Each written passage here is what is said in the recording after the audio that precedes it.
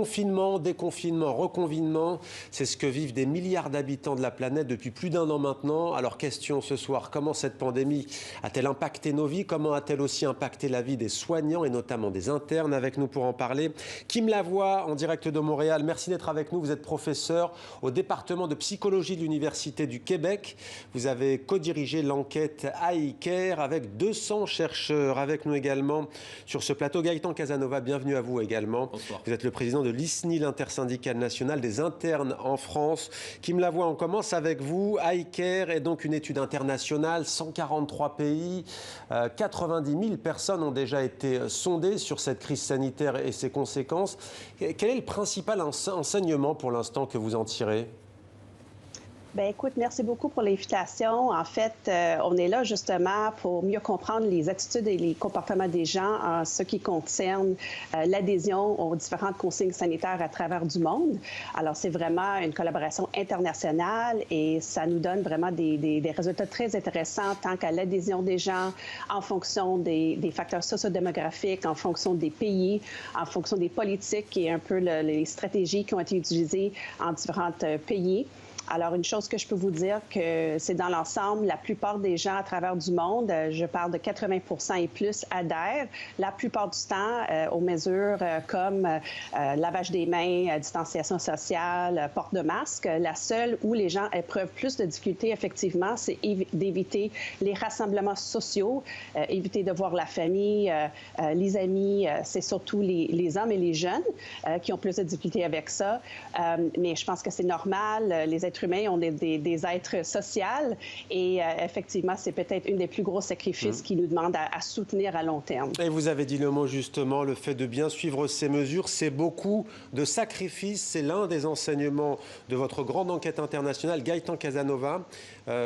Sacrifice, ça c'est un mot que les internes aujourd'hui en France connaissent particulièrement.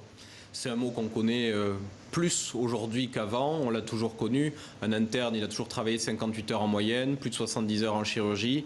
Là, l'épidémie, on n'y échappe pas, comme tous les professionnels de santé, comme toute la population.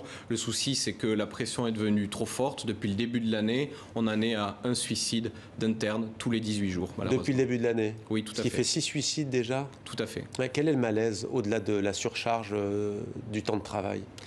Il est de plusieurs types. Le premier qu'il faut tout de suite écarter, mais qui est très important, c'est que les métiers de la santé, les métiers du soin, on est en contact avec la souffrance humaine. Et parce qu'on est en contact avec la souffrance humaine, c'est une cause de souffrance. Mais celle-ci, on ne peut pas faire grand-chose contre elle.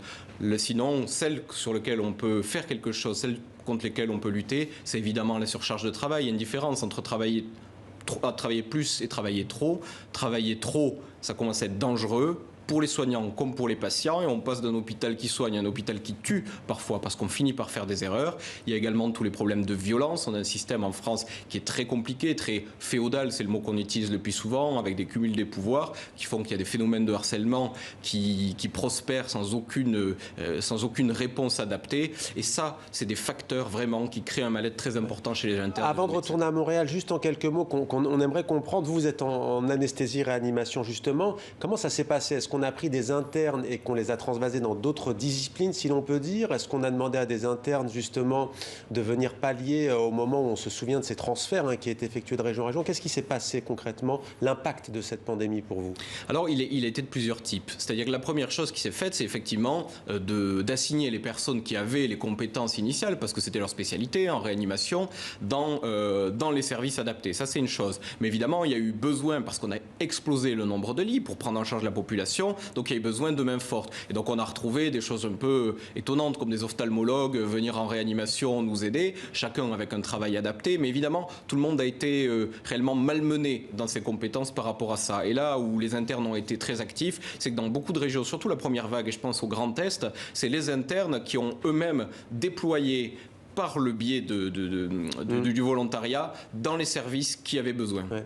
Kim Lavoie, à Montréal, j'aimerais vous montrer une image. Vous l'avez déjà vue puisque vous êtes basé à Montréal. Ça s'est passé pas plus tard qu'hier dans le vieux Montréal. Manifestation, une centaine de personnes qui protestent contre le retour du couvre-feu à 20h dans la métropole, faisant fi de la directive justement nouvellement entrée en vigueur. On a vu aussi des parents samedi, toujours à Montréal, protester cette fois contre les mesures sanitaires en milieu scolaire, notamment contre le port du masque, du couvre-visage, comme on dit parfois du côté du Québec. Ça veut dire quoi? Ça ressort, ça, dans votre étude? Il y a une acceptabilité qui s'effrite?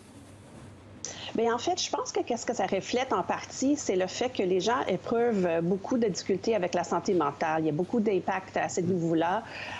On sait à travers du monde, 20 des gens éprouvent d'une augmentation au niveau des symptômes d'anxiété, dépression, énormément de frustration, isolement social. Je pense que c'est ça qu'on voit en partie, ou qu'est-ce qu'on a vu en partie hier soir dans le Vieux-Port.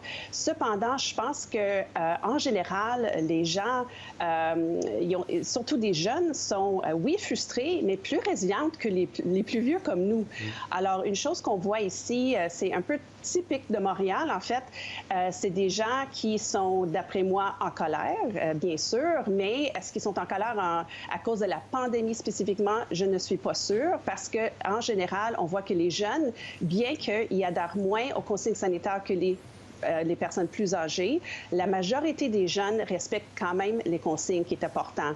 J'entends souvent dans les médias, dans les reportages, qu'on blâme beaucoup les jeunes, mais on sait aussi que chez les gens qui éprouvent plus de difficultés en termes de santé mentale, c'est plus cette tranche d'âge-là, les gens en bas de 25 ans qui ont le plus d'anxiété, le plus de dépression, plus de pertes en termes d'opportunités d'emploi.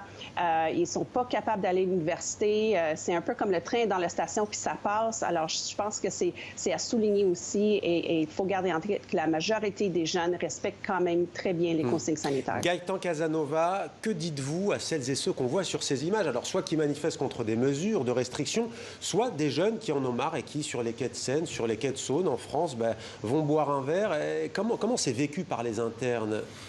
Bien, je crois que comme la plupart des soignants, là, on a le même constat. Ce que je dis, c'est que les internes et les soignants, on vit tous la même difficulté que le reste de la population. Je veux dire, on est tous touchés dans notre cœur par le fait d'être éloignés de nos grands-parents, de nos proches, en général des gens qu'on aime. Ce qui est certain, c'est que parce qu'on les aime, il faut garder le contact. Pour une fois, le numérique va permettre de resserrer les liens entre les personnes. C'est un moyen de garder ce contact-là. Mais ce qui est certain, c'est que pour l'instant, on a besoin de garder cette discipline. C'est une discipline déchirante que de faire ces efforts-là, mais elle est nécessaire pour éviter que les réanimations explosent et pour pouvoir enfin sortir de cette difficulté. Salaire moyen des internes en France? On est à environ 1 600 €. C'est un scandale pour vous?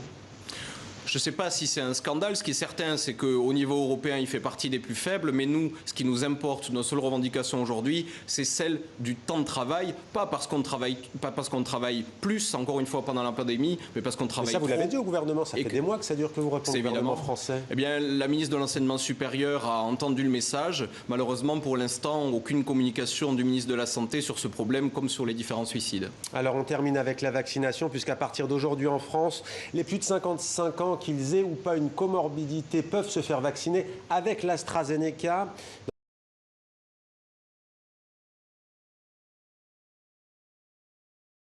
Question dans votre étude, notamment sur la réticence ou sur le fait que ce soit une chance, qu'est-ce qui en ressort? Bien, écoute, j'ai des bonnes nouvelles et des mauvaises nouvelles. Les bonnes nouvelles, c'est qu'à travers du monde, à peu près 80 des gens ont des intentions positives pour se faire vacciner.